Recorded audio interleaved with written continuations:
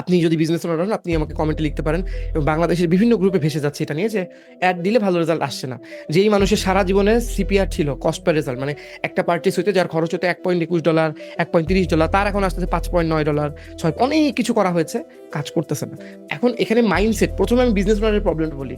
Business ওনারের problem হচ্ছে এখানে একটু lack of education. I am sorry to say, কারণ আমাকে হেল্প করতে হবে আপনাকে। Lack of education of everything.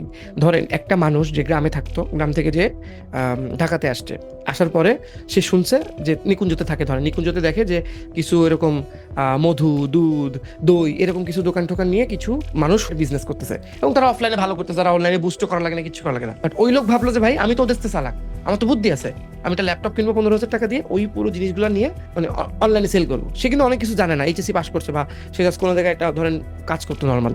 এখন ওই লোক মোটামুটি একটা দুটো দেওয়ার পরে বুস্টের কারণে সেল হয়েছে, ভালো করছে, সে মাসে 15 থেকে 20-30 হাজার টাকা ইনকাম করতেছে। এখন সে যখন অ্যাড চালাইতো সবসময় অ্যাড ভালো কাজ করতো, কিন্তু সে তো বিজনেস বুঝে না, তার তো বিজনেস ফান্ডামেন্টাল নাই। তখন প্রবলেম যেটা হচ্ছে, যখনই একটা খারাপ কাজ করতেছে সে তো পাগল হয়ে যাচ্ছে।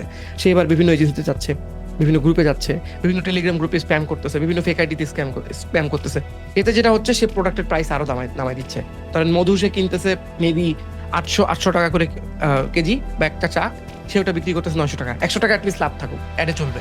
কিন্তু যে মনে করেন একটা দোকান নিয়ে পুরো একদম গুছায় বিজনেস করতেছে, সে তো সেই মধুটা একটা প্রপার তো মার্কেট স্ট্যান্ডার্ড আছে, সে আরো অনেকগুলো কিউসি করে পুরো সুন্দর করে গুছায় জিনিসটা 1500 টাকায় বেচছে। সো এইখানে মার্কেট সে ডিজার্ভ করতেছে, করার পরে সে নিজেও লাভ করতে পারছে না, ইভেন্চুয়ালি পুরো মার্কেট নষ্ট হয়ে যাচ্ছে।